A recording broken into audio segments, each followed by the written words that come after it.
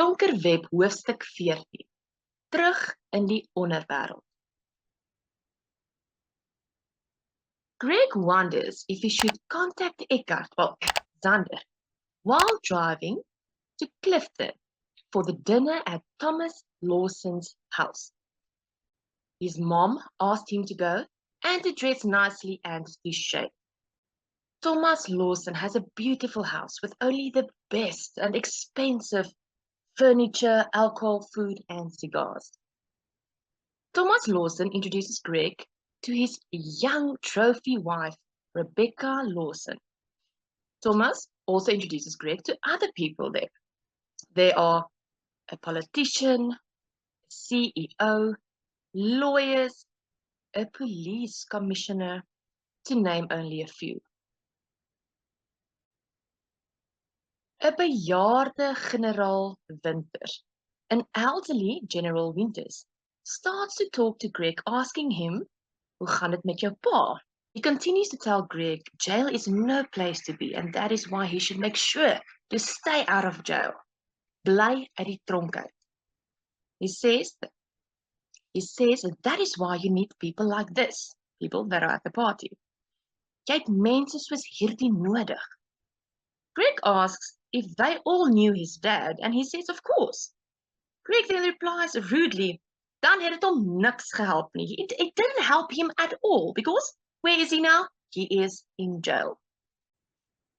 Greg is upset and walks away to a different space. A man tells him to come and sit down. He introduces himself as Sebastian Stadler. He asks him, "Wat maak jy hier? What are you doing here tonight?" Greg says he was invited, and the guy says, we were all invited, but everyone here is connected. Almal het 'n verbintenis met mekaar. They all do business, they all benefit, they're all corrupt, but they help each other. Greg says hy is net 'n student, and he only came because his mom asked him to. Sebastian said he also had a mom like that, but his dad, that was a different story. He would beat you to death. Hy sou vir jou doodslat. And he seemed sad thinking about his dad. Greg said Sebastian should tell him his stories. He's not going back to the party anyway.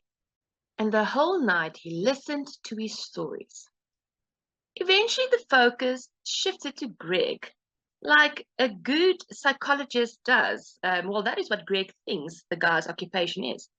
Before Greg knew it, he's telling the stranger the story of his dad. Vertel Greg die storie van sy pa.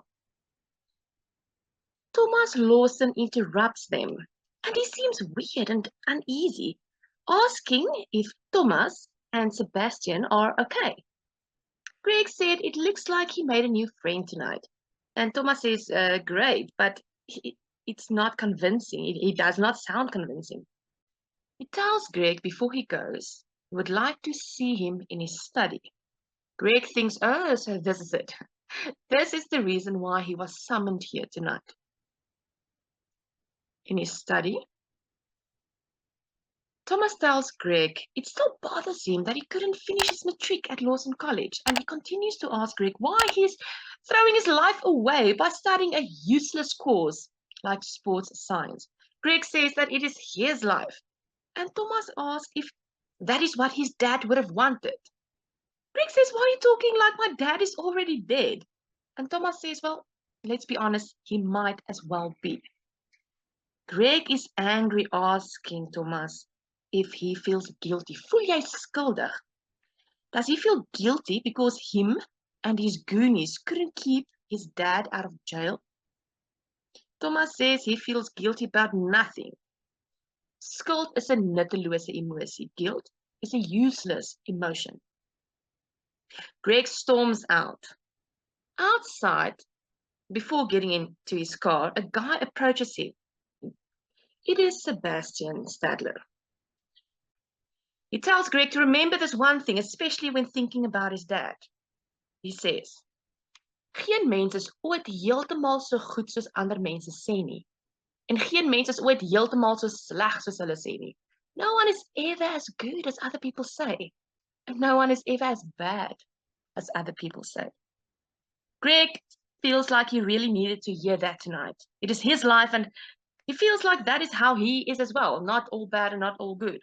He decides dat sy plan met Zander Gericke gaan voort. He decides to continue his plan to involve Zander Gericke.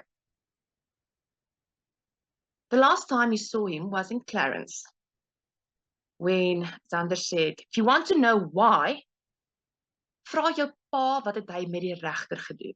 Ask your dad what he did with my dad, with the regter, the judge. So, if Greg wanted to know why he was doing that he did, he should ask his dad that. So, Greg did ask his parents, and they said, Doc het iets aan die regter gedoen.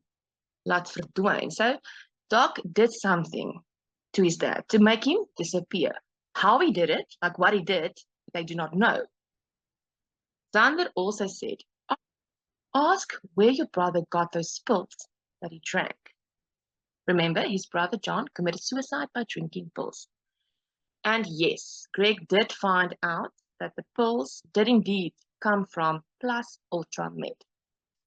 He asked his mom, did dad maybe force John to drink the pills? Het hy nie dalk vir John gedwing om die pille te drink nie?